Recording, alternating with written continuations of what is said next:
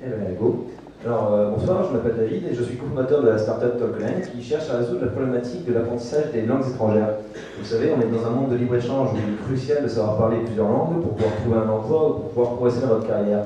La problématique, c'est que la plupart des gens qui travaillent ou qui étudient ont rarement le temps ou la motivation pour se lancer dans une telle démarche. Alors,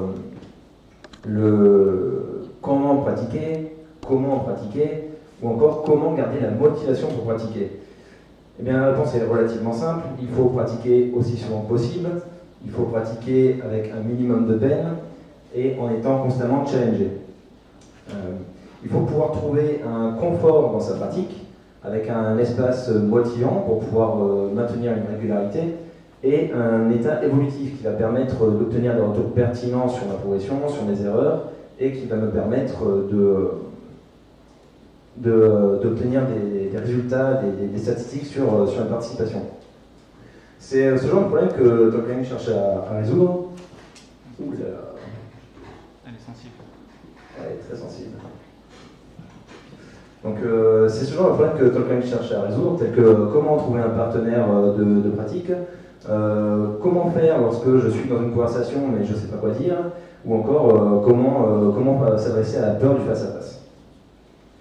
Alors concrètement, comment ça fonctionne? Talkland, c'est une sorte de marketplace de discussion publique avec peu de limitations concernant le nombre de participants, les sujets abordés ou encore les langues disponibles.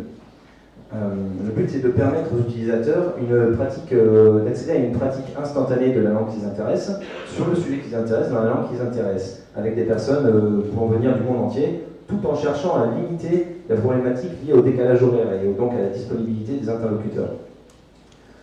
Le contenu est donc amené par chaque personne, chaque membre de la communauté, qui est intéressé par un sujet. On a remarqué que notre communauté est s'appuie très fortement sur la notion de thématique, car pour eux, le fait de pouvoir participer en s'appuyant sur les sujets qui leur tiennent à cœur, c'est un réel support pour pouvoir maintenir leur motivation et pouvoir continuer à revenir session après session, chaque jour, pour continuer la pratique.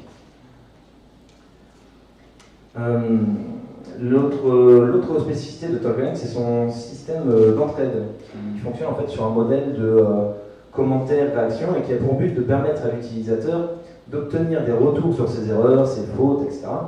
Mais sans que cela ne vienne couper la conversation ou s'intercaler dans la discussion, afin de ne pas altérer sa motivation, donc encore une fois lui permettre de poursuivre dans son élan.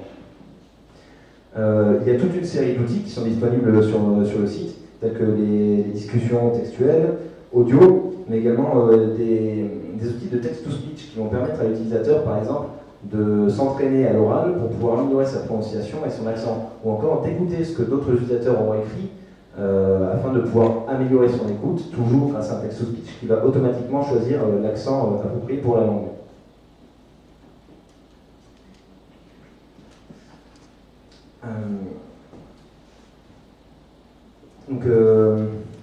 Et j'avoue. Pour l'utilisateur, donc, je disais oui, qu'il puisse. Je ne sais plus tout. Actuellement, comment on cherche à rémunérer le projet? Donc, on cherche à rémunérer grâce à un système de freemium. Le but étant que pour que le site fonctionne bien, il y a besoin d'avoir un contenu assez massif et à bas coût. Donc, il était assez logique de choisir un contenu qui est apporté par la communauté et pour la communauté. Pour l'utilisateur, quel intérêt d'utiliser un modèle premium? C'est que cela va, entre autres, parmi plusieurs fonctionnalités, lui permettre une mise en avant de son contenu sur le site afin de maximiser ses interactions avec les autres utilisateurs, l'absence de limitation dans l'usage des fonctionnalités du site, ou encore la possibilité de créer des discussions privées.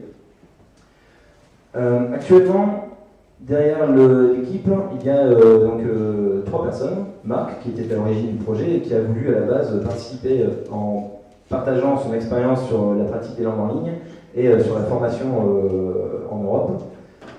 Rémi, qui l'a rejoint ensuite et qui partage ses compétences sur le marketing, la communication, les réseaux sociaux et le design du produit et de l'user experience. Et enfin, moi, qui suis le CTO, qui m'occupe du développement et qui suis consultant et évangéliste de la technologie Meteor.js sur Toulouse, notamment grâce à l'association GSNCO.